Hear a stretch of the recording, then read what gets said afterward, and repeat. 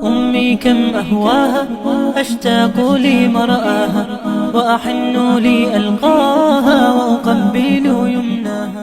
Pertanyaan sekarang, saya yakin Tuhan saya Allah, tapi Allah nggak kelihatan. Ada alasan tidak kenapa Allah nggak kelihatan? Ada alasannya. Anda tanamkan baik-baik, ini masalah akidah yang paling penting. Kata Nabi, atau disebutkan dalam banyak riwayat, bahwasanya nabi-nabi pun belum pernah ada nabi yang lihat Allah, termasuk Nabi Muhammad SAW. Kita ambil dalilnya dalam hadis Bukhari. Waktu Nabi SAW pulang dari Isra Mi'raj, jemaah sekalian, Aisyah bertanya radhiyallahu anha, berkata, istri beliau, ya Rasulullah, hal tara rabbak, apakah anda waktu Mi'raj ke langit, terima perintah salat, sempat lihat Tuhan anda enggak? Lihat enggak Allah itu bagaimana? Apa jawaban Nabi SAW? Nurun ala nur anna arah. Allah itu cahaya, di atas cahaya, terang sekali, bagaimana saya bisa melihatnya? Artinya Nabi SAW mengatakan, saya sendiri belum pernah lihat bagaimana itu Allah. Contoh sebelumnya Nabi Musa alaihissalam. Nabi Musa waktu menerima wahyu Taurat, itu selama 40 hari, turun Taurat lengkap. Al-Quran 23 tahun baru lengkap. Kalau Taurat 40 hari, nunggu di gunung Tursina. Tursina sebuah wilayah di Mesir sekarang. Itu banyak gunung-gunung batu, ada satu gunung batu yang tinggi, Nabi Musa nunggu di situ. Setiap hari Jibril datang turunin surah, turunin ayat gitu. Setelah berlalu 37 hari dari 40 hari menunggu Taurat turun, Nabi Musa alaihissalam tiba-tiba bertanya kepada Allah, mengatakan begini dalam Al-Quran, A'udzubillahi minasyaitonir rajim, Rabbi arini anzur ilaik. Wahai Tuhanku, izinkan aku melihatmu. Aku beriman kau ada ya Allah, tapi aku ingin lihat kau bagaimana. Allah menjawab, tidak mau mengecewakan Nabi Musa. Sebagai manusia Allah mengatakan, lan tarani. Perlu anda tahu dalam bahasa Arab jemaah sekalian ada 3 kosakata la, tidak yang berarti tidak. Ada la biasa artinya tidak, ada lam dengan mim, lam artinya tidak pernah, ada lam dengan nun, lan artinya tidak akan pernah. Allah mengatakan apa? Lan tarani, kau tidak akan mampu melihatku wahai Musa. Tapi Allah nggak mau kecewain Musa. Ternyata Musa selama 37 hari jemaah sekalian kagum-kagum melihat gunung-gunung batu di situ. Pergantian siang malam, burung-burung yang terbang, air yang mengalir di lereng-lereng gunung. Lalu dia mengatakan, Allah mengatakan apa? Walakin unzur ilal jabal, fa in istaqarra makanahu fa sawfa tarani.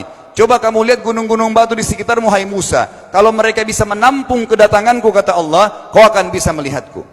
Apa yang terjadi? Allah lanjutkan, falamma tajalla rabbuhu lil jabal, waktu Allah baru niat mau datang, belum datang, ja'alahu dakka, semua gunung batu itu hancur lebur, tidak mampu menampung kedatangan Allah. Wa kharra Musa sa'iqa, lalu Musa pingsan tiba-tiba. Waktu Nabi Musa bangun, langsung ucapkan kalimat, amantu billah, saya beriman pada Allah. Berarti fakta lapangan, nabi-nabi aja belum pernah lihat Allah. Masih pertanyaan lagi jemaah sekalian, kenapa Allah nggak bisa kelihatan? Saya akan jawab dan tolong ini jadikan sebagai pegangan hidup. Ini landasan akidah kita. Kata para ulama, karena anda kalau sholat, anda mengucapkan satu kalimat yang merupakan jawabannya. Allahu Akbar. Allah Maha Besar. Akbar adalah siga mubalaghah dalam Islam. Sesuatu yang melampaui batas. Maha Besar. Kita terangkan. Kata Nabi SAW, perumpamaan bumi yang kalian tinggali ini dibanding dengan langit pertama di atas kepala kalian, ada 7 lapis langit. Allah mengatakan, sab'an shidada, 7 lapis langit yang kokoh. Alladzi khalaqa sab'a samawatin tibaqa, yang menciptakan langit tibaqa bersusun, 1, 2, 3, 4, 5, 6, 7. Allah di atas langit ke-7. Kata Nabi SAW, perumpamaan bumi yang kalian tinggalin dibanding dengan langit pertama di atas kepala kalian, ibaratnya seperti cincin yang dibuang di padang pasir. Jadi kita tidak akan pernah bisa melihat ujungnya langit karena kita sangat kecil, dan ini terbukti secara fakta. Apakah anda sudah tahu bahwasanya miliaran bintang-bintang yang ada di atas kepala anda yang jaraknya sekian miliar tahun dari bumi dan sekian miliar tahun lebih besar daripada bumi, sekian miliar kali lebih besar daripada bumi, itu semua berada di bawah langit pertama. Manusia tidak akan pernah bisa memegang langit ini dengan telapak tangannya, karena dari sini saja ke Pluto jaraknya 270 tahun. Nggak bakal bisa ada astronot dikirim kena mati di tengah jalan. Jaraknya jauh sekali bintang-bintang, dan semua berada di bawah langit pertama.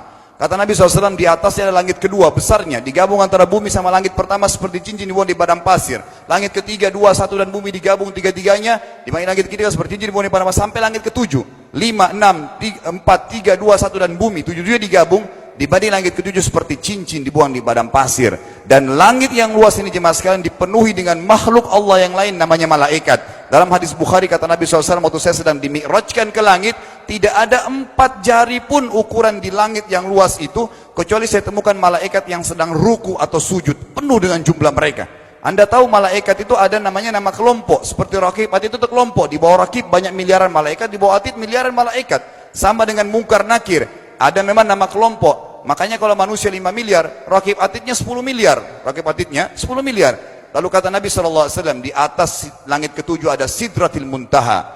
Besarnya digabung antara 7 lapis langit dan bumi. 8 hanya seperti cincin di bawah di padang pasir. Di atas Sidratil Muntaha ada sebuah lautan yang Allah ciptakan. Lautan itu besarnya digabung antara Sidratil Muntaha, 7 lapis langit dan bumi. 8, 9-9-nya seperti cincin dibuang di padang pasir. Makanya kalau Anda baca Quran, Anda baca ayat wa kana arsyu 'alal ma', singgasana Allah di atas air. Ini maknanya. Air adalah ada lautan. Lalu kata Nabi SAW, arsy-nya Allah di atas lautan itu singgasananya Allah. Besarnya digabung antara lautan, Sidratul Muntaha, 7 lapis langit dan bumi. 10-10-nya hanya seperti cincin dibuang di padang pasir. Anda sudah hafal ayat kursi? Apa artinya? Ayat tanda-tanda kebesaran Allah. Kursi itu artinya bukan tempat duduk, tapi tempat pijakan kaki raja di singgasana. Kalau raja ingin naik singgasananya ada pijakan kaki, itu namanya kursi. Kita baca apa? Wasi'a kursiyuhu as-samawati wal ard. Pijakan kakinya Allah saja sudah menutupi seluruh langit dan bumi ini. Jadi kita mustahil bisa melihat Allah karena besarnya Allah Azza wa Jal. Tinggal kita tutup jemaah sekalian. Kira-kira, lalu bagaimana saya berhubungan dengan Allah? Jawabannya sederhana. Anda lingkari namanya Allah, ini Tuhan kita. Yang menyembah selain Allah kafir, yang mempartisipasikan Allah dengan makhluknya, masih sembah berhala, kuburan, jimat, namanya syirik. Dua-dua nggak boleh. Untuk berhubungan dengan Allah yang tidak kelihatan dengan mata kita ini, tapi kita bisa rasakan keberadaannya, cuman satu cara. Di bawahnya lingkarin ibadah. Salat, puasa, zakat, haji, takziah, ziarah kubur, semua ini adalah rangkaian ibadah untuk berhubungan dengan Allah. Semua ibadah ini jemaah sekalian harus seperti yang Allah mau, bukan yang Anda mau. Ini penting. Karena kalau tidak seperti yang Allah mau, Allah tidak terima. Bagaimana caranya supaya bisa seperti yang Allah mau? Ikuti buku pedomannya. Ada Al-Quran, ada Sunnah.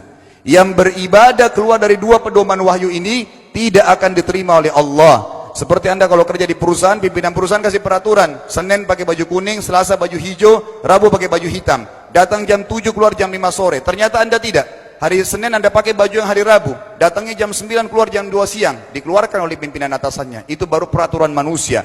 Bagaimana dengan peraturan Allah Azza wa Jal?